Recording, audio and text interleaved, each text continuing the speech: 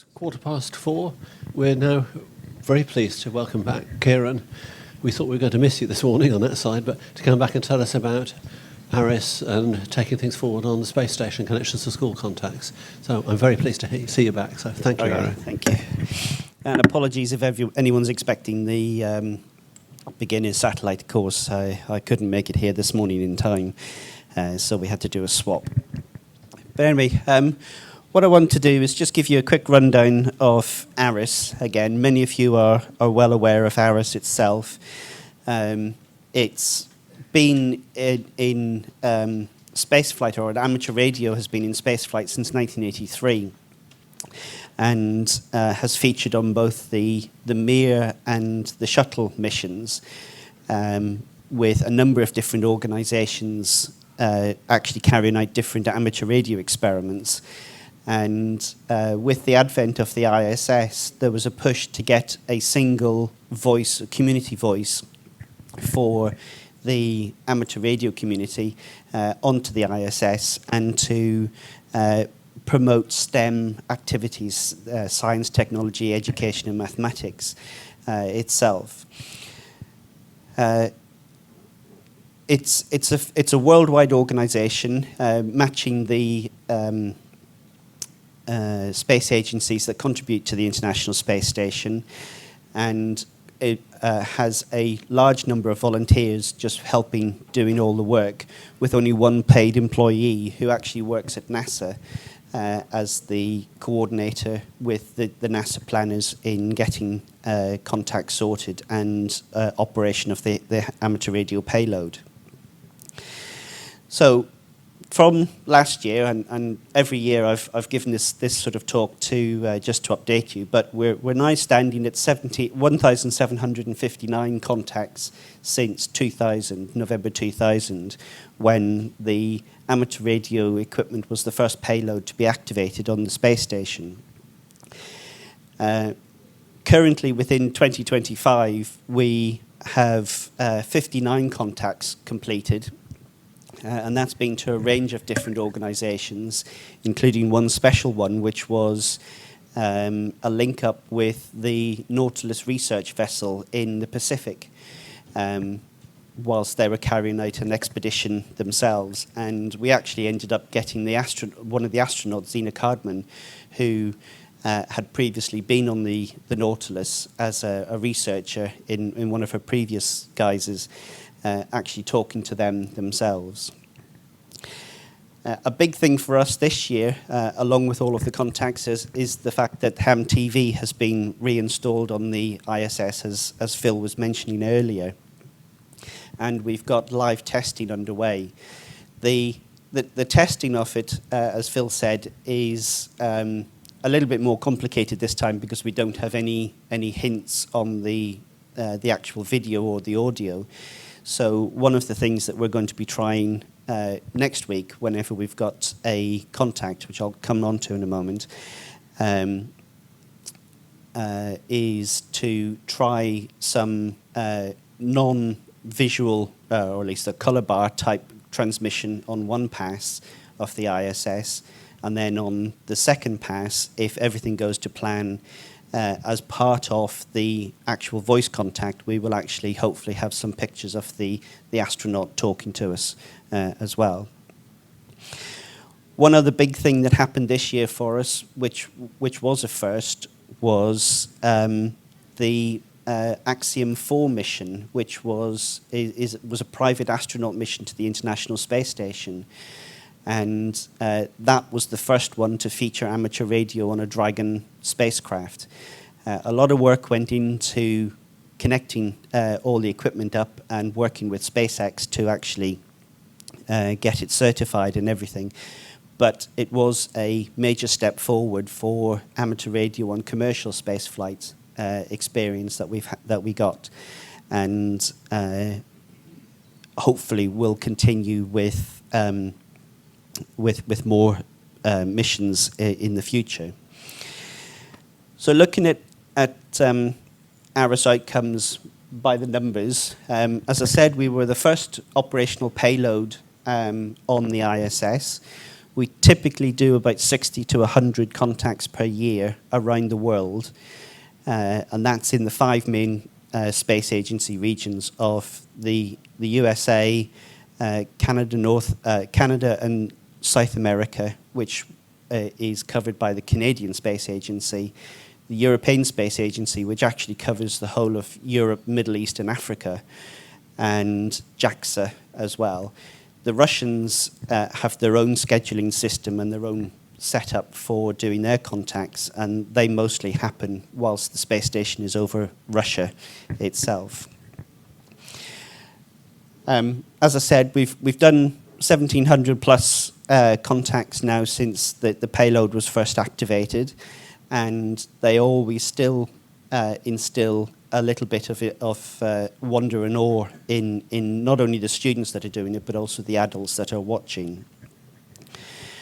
Our outreach figures, if you like, can vary quite dramatically, and we can have, with the addition of social media and broadcast media, we can have audiences of 500,000 or more for some contacts, and that's certainly been things that we've seen in the past.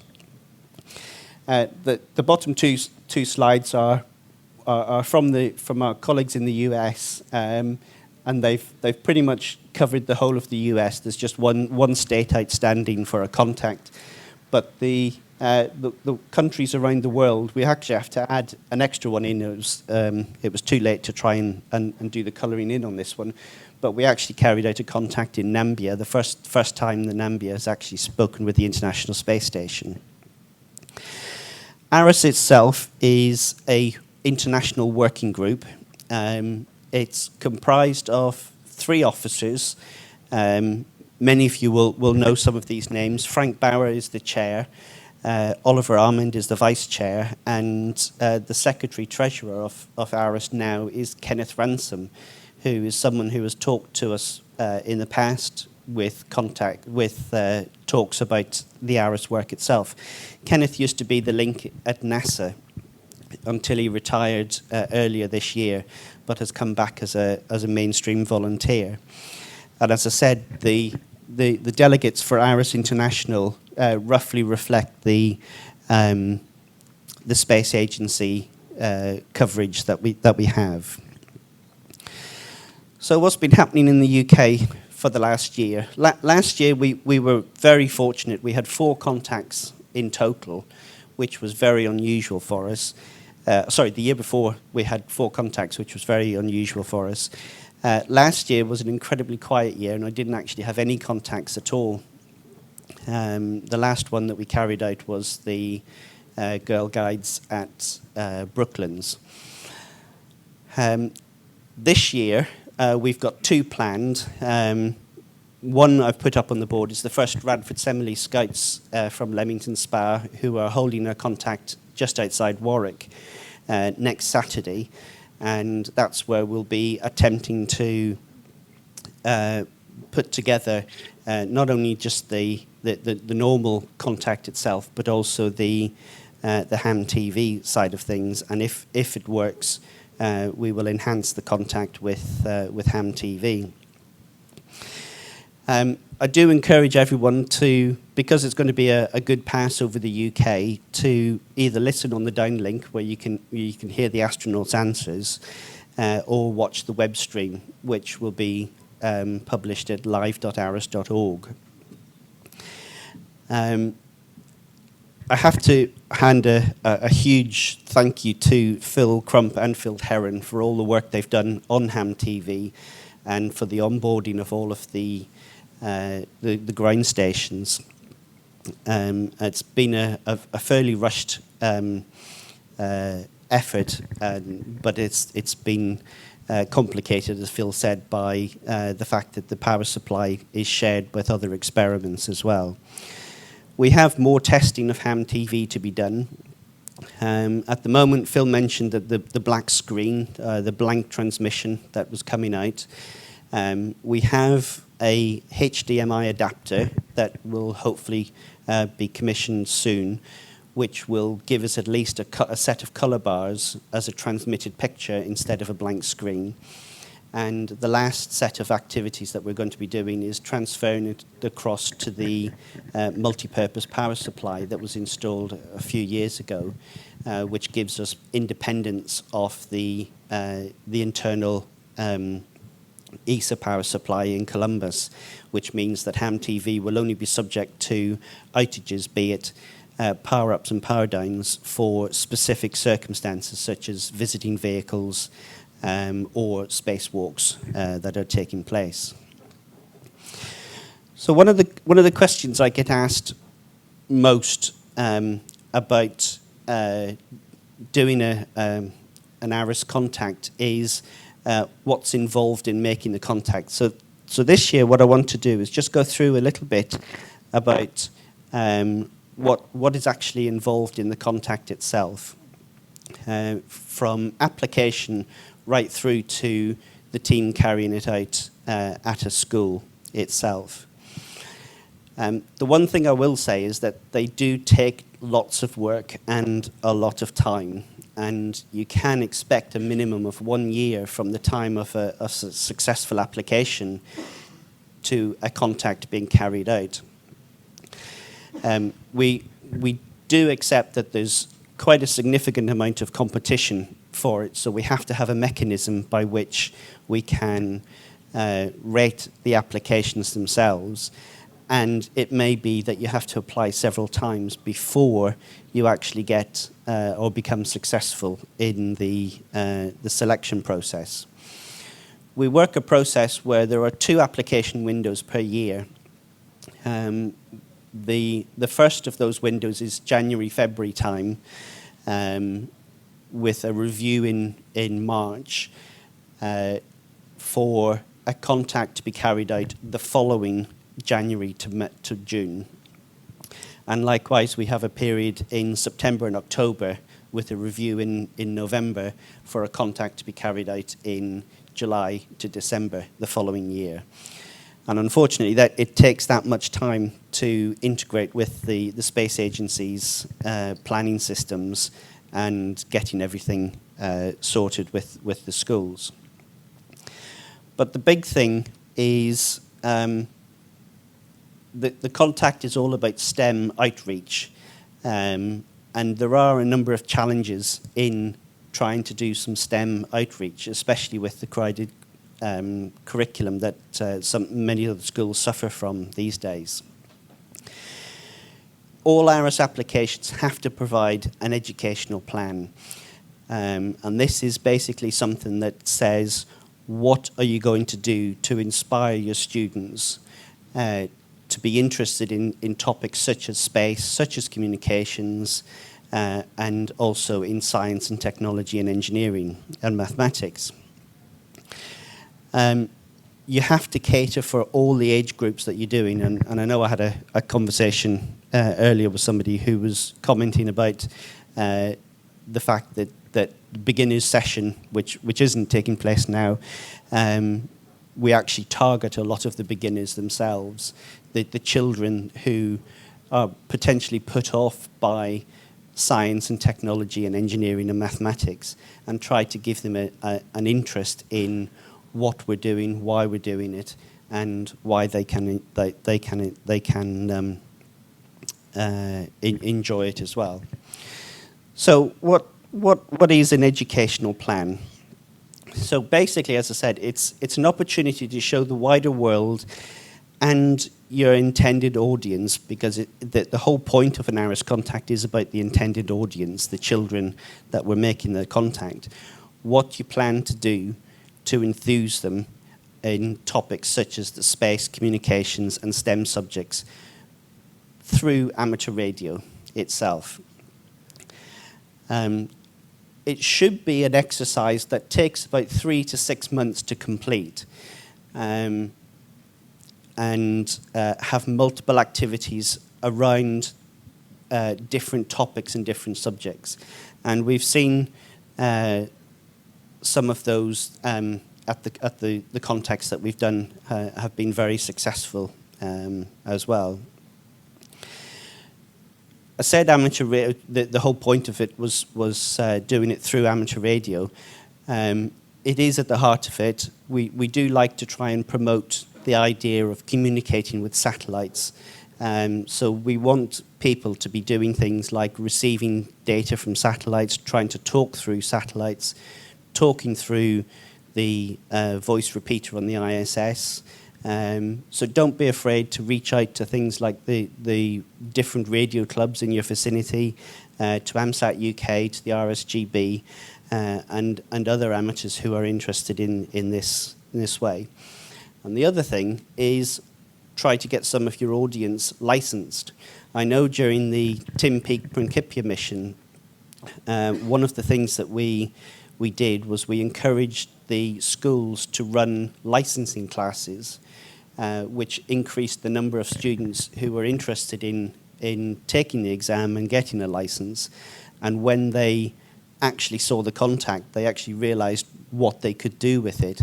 And we have heard some stories of some of those students going on to make careers in STEM-based activities, and some very successful schools that actually have STEM and amateur radio clubs available. There are a lot of resources available. ESA and NASA are probably two of the best that we know of, along with the UK Space Agency. I did produce a document for the Principia mission, which was sent to all interested schools, where we outlined the process of what needed to go into the educational plan and everything else, and that's available. I've got a slide on that in a moment. Like I said, plan to take advantage of certain things like the SSTV campaigns that are happening. We've had new SSTV equipment upmassed to the space station this year, and that's resulted in a large number of campaigns. We actually we've just had one SSTV campaign finish a couple of days ago, and we've got another one starting on Friday, right over the weekend that we're actually carrying out the contacts. So we've had a little bit of fun and games trying to make sure we get the SSTV disabled for a short window while we do the contact. But most of all, be realistic about what you're wanting to do and what you want to actually expose your audience to. Give them the enjoyment of talking to people from different areas, and if you can, work it with the things like the voice repeater or even different data modes. Get them interested in the approach of communication itself using radio. So the Principia document that I mentioned describes the whole process of applying for and organising an ARISS contact, and has many examples from the ESA and the NASA websites for educational activities. If you want a copy, my email address is up there, so by all means just drop me a line and I'll send you a copy. But associated with the educational plan, you have to supply what's called an equipment plan as well. So this is quite a time away from carrying out a contact. You need to actually say how you want to carry it out. And we have two methods. We either have what's called a direct contact, where you build a ground station in a school and actually get the children talking live as the space station orbits above the school, or you have a telebridge contact, which is essentially phoning into a teleconference facility where a ground station, an ARISS ground station somewhere else in the world, is actually also dialed in and able to carry out the RF part of the contact. One of the things that we do here in the UK is only really recommend telebridges when the local conditions don't permit a direct to happen. And that's because the run-up to a contact usually results in a significant amount of work being done in schools at the venue that the contact is going to be at. A lot of equipment, and it puts on display a team of people who actually have got different roles in carrying out the contact, but ultimately focused on the children itself. So, a direct contact, as I said, is the preferred method of doing it. It's also probably the more complex one because there are so many more things that can go wrong with setting things up. But I would probably add that it's probably one of the most enjoyable types of ARISS contacts that we do. As I said, it involves setting up a complete VHF, UHF ground station at the school. And it usually takes the best part of 2 days, 1 day to set up and 1 day to effectively carry out the contact. One of the things that does feature heavily in it is testing and more testing. The kit that we use isn't really designed to be set up, broken down, and transported at the same time. So one of the things that we have to cater for are potential failures in equipments as the contacts progress. Not every school or club actually has all the equipment available to be able to carry out a direct contact. And this is where the ARISS team in the UK come in, as we have a dedicated set of equipment which we're happy to bring around to any school anywhere itself. So far, we've carried out contacts, certainly in my time, from as far north as Leeds right down to the southwest of the country. But hopefully, in the not too distant future, we'll be able to extend that into areas such as Scotland and carry out some contacts in Scotland. It is a proven solution to carrying out the contacts themselves. They do work pretty well, and the team do actually end up engaging with the students quite heavily to actually explain what they're doing and how they're doing it. And it's not uncommon for the teachers to actually bring small groups of students around the team while they're working to get everything set up to actually ask them questions and explore what they're doing and why. Just to give you an idea of what a recommended ground station is for a contact, this is something that's published on the ARISS website. And as you can see, we actually enhance it a little bit by throwing in an extra amplifier on the VHF side. But it is a lot of equipment, and there are lots of failure points in the process itself. We have had occasions when rotors have failed on us on contacts. We've had power supplies fail, and we've had equipment just not function the way we expected it to function. But in the majority of cases, we've got spares for everything that we take with us on the contacts, and usually have no problem with it. So once you've made a submission, your submission goes into the different regions around the world. So for us, it's the European region, which is, and the whole process is looked after by one of our technical mentors in Italy. And basically, the applications are assessed in a number of different areas. We look quite heavily at the educational plan to make sure it does give the students something to work towards, and something that is outside their normal curriculum. But we also look in Europe to several other factors as well, such as has the country ever had a contact before or with the ISS? And remembering that we cover Europe, the Middle East, and Africa, that's a lot of countries for us to actually fit in. We also look out for conditions or circumstances where there's a national astronaut on board, such as we had with Tim Peake, and design programs of special contacts just with that astronaut where possible.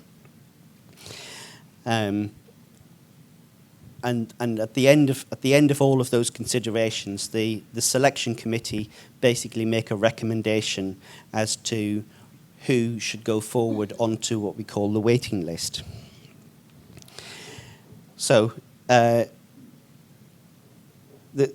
waiting list itself is then sent to something called the International Scheduling Team, and this is a group of technical mentors around the world who spend their time coordinating these contacts, planning them, and looking after the whole scheduling process. And typically what happens is about 6 to 8 months in advance of a contact, the scheduling coordinator, with the help of a orbital prediction specialist, come up with a view as to how many contacts or how many opportunities there would be for the ISS to be flying over either a telebridge station or the school in a given week that the school have said that they are potentially available. Once different conflicts are ruled out, such as school holidays and examination periods, the school usually settles on 1 week in particular, and at the 6 to 8 month time period, that's the best scheduling we can do. The 6 to 8, sorry, the 7 days of the contact itself, or the 7 days of the week itself. Once that week is identified, we normally encourage the different schools to then start their educational plan, rolling out their educational plan, doing the different activities, but more importantly, documenting what they've done, because it becomes important on the day itself of the contact when it eventually gets to be carried out. Every week, the scheduling team meets up for a teleconference in the evening time in the UK, elsewhere around the world, and we basically review the contacts that have happened and the contacts that are due to happen in perhaps the next 6 to 9 months. We keep tabs on the schools. We frequently ask for information from them to tell us where they are in their educational plan, how they're getting on with the delivery of it. And we feed that back. When we have that information, we feed that back to a group of these technical mentors who are potentially able to share their experiences as well in terms of what to do. Then at about 6 weeks out from the potential week itself, we get a set of very detailed predictions of ISS passes that meet 2 of what we call the golden 3 conditions. And that is that the ISS is flying over either a telebridge station or the school itself, and the school is available. And that's really important because the third activity, which is the identifying the astronaut and fitting in with the astronaut schedule, is something that comes much closer to the event itself. The schools, when those predictions have come out, the school is then asked to prioritize them and put them into a priority order for which they can support. And that priority order is then fed into the NASA process for actual scheduling.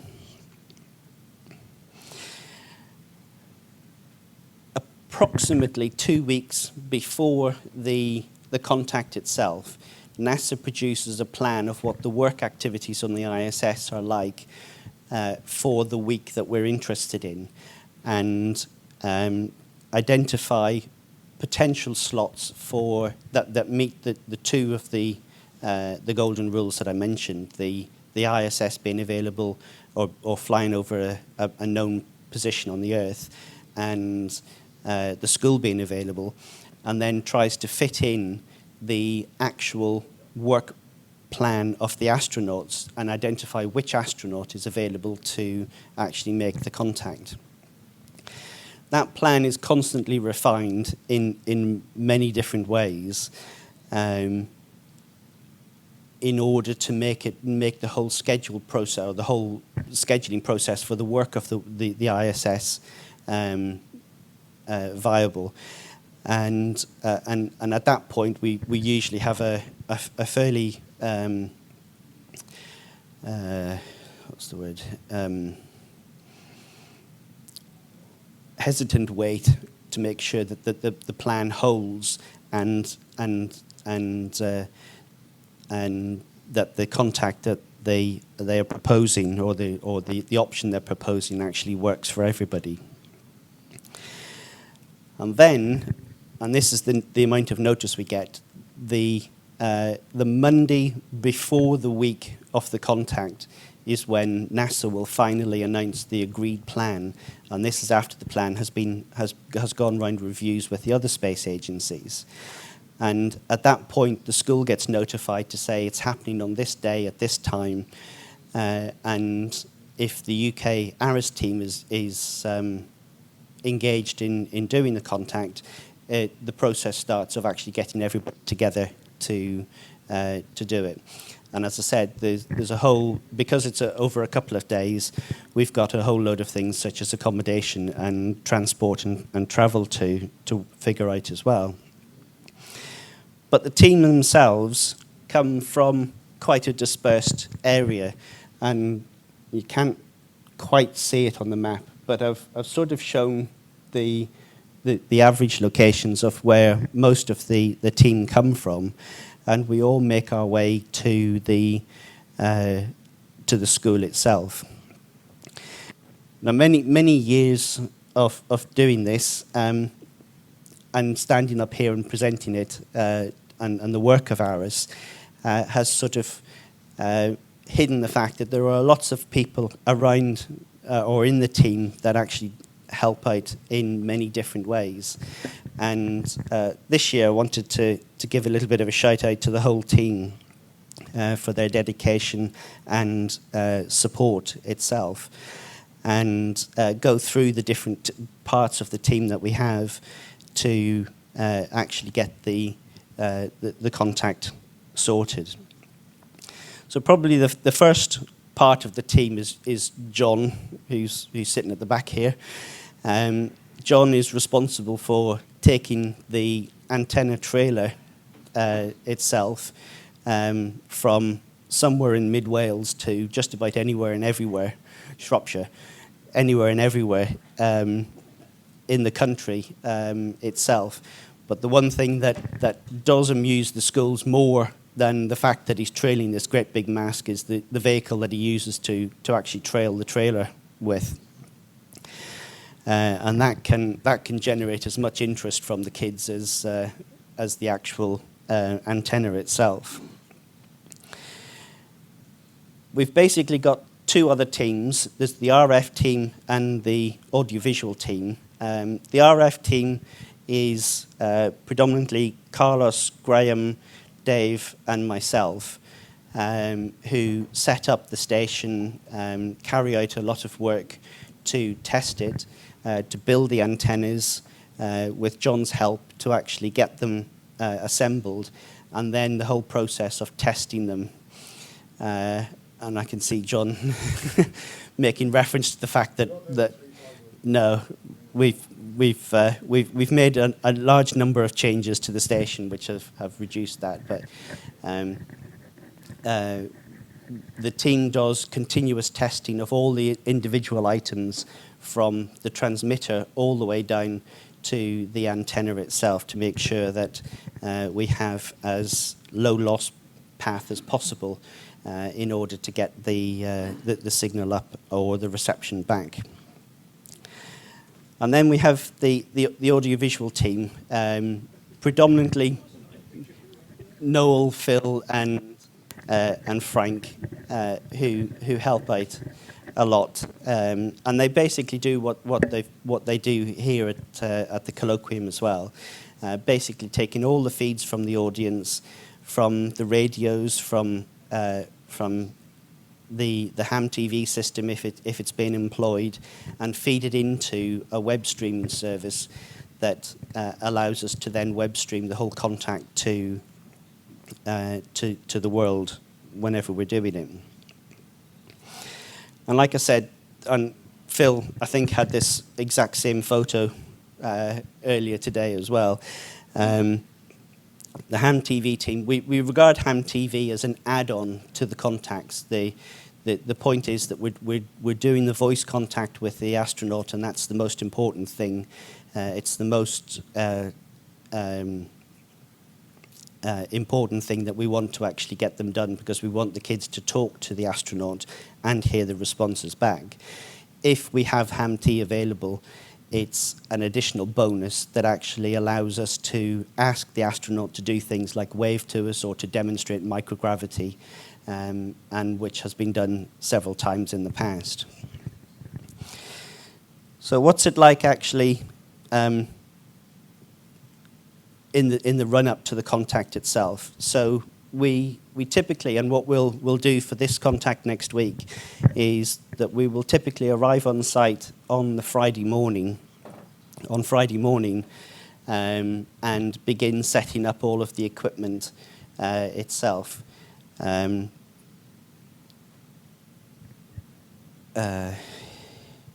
Setting up the equipment and running through a whole series of tests and everything else as well.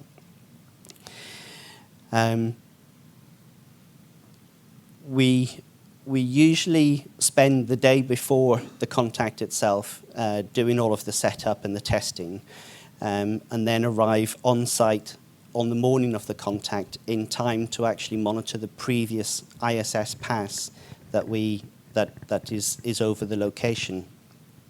And this is done for a couple of reasons, just to double check all of the systems, but also just to test the reception of the ISS and the tracking itself. We then tend to have introductions from the school heads and any invited speakers that may have turned up as part of the educational plan. But we also encourage the students to do a presentation themselves on what they have been learning as part of the educational plan. And then with about 15 to 20 minutes to spare, everything gets handed over to the ARISS team, where we run through the whole procedure of what's going to happen, and practicing giving the astronauts some cheers and everything, but also tying in a little bit about what STEM is and how STEM relates to what we've been doing. For the contact itself, I think it's fair to say it's probably the most nervous 10 minutes that anybody actually takes place, or has watched one takes place, and we have to handle lots of things that potentially could go wrong. And in fact, we've got a little bit of a saying in the group that we comment on what could go wrong, and then everyone sort of replies back with everything. But we have had some notable problems in the past. One big one was when we had no transmissions, when the transmitter in the ISS actually failed and caused us to have to go for a subsequent pass and use a different radio in a different segment. We have had conditions where wrong Keplerian elements have given us an incorrect tracking of the ISS across the sky. Quite a complex problem that came about from reboosts from the space station, but with the skill and capabilities of the team, and especially Carlos, who was working the radios for that one, we managed to survive that contact. But the important thing is our team is very experienced and handles most of these problems without a hitch. And we always do a little bit of a review of successes and failures from the contacts themselves. But that doesn't finish off the contact itself, because we've then got the packing up to do. And you'd be amazed how quickly we can actually de-rig the whole station and get everybody back on the road straight after a contact itself. But there is still some paperwork and everything else that needs to be carried out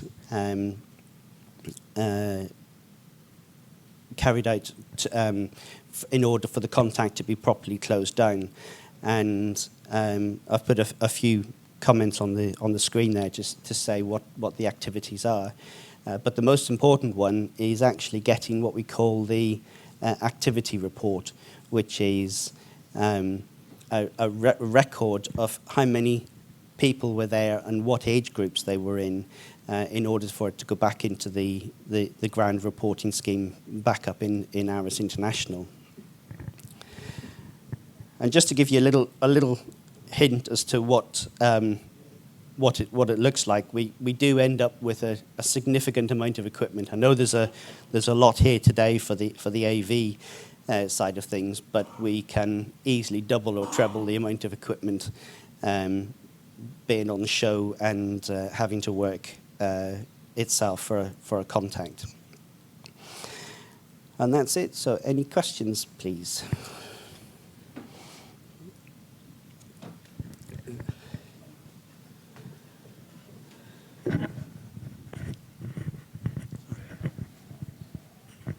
In the instance where nothing was coming down, what's the backup communications with the spacecraft? Is it email? Do you have like text messages, or you have some back channel to them as though they're telling you what's going to happen?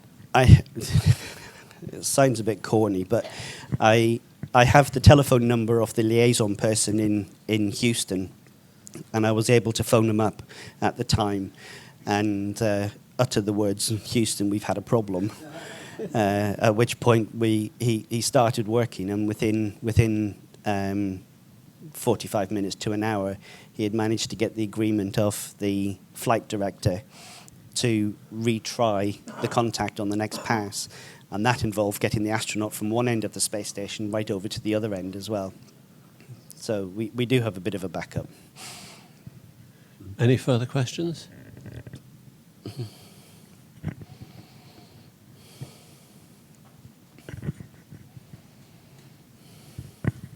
Hi, I'm Ciaran with the Lead Space Communications Group. I just wanted to know, what would you consider to be the best contact you've ever made? Ooh. Yeah, that's got to be. We did one as part of Tim Peake's mission to the space station. We did one at Otley Primary School in just outside Leeds in Yorkshire, where one of the girl that was asking the first question was 4 years old and had a speech impediment, and had been using the contact, or teachers had been using the contact as a way of getting her to ask her question of Tim Peake itself. And after a lot of encouragement, it was getting Esme to actually step forward.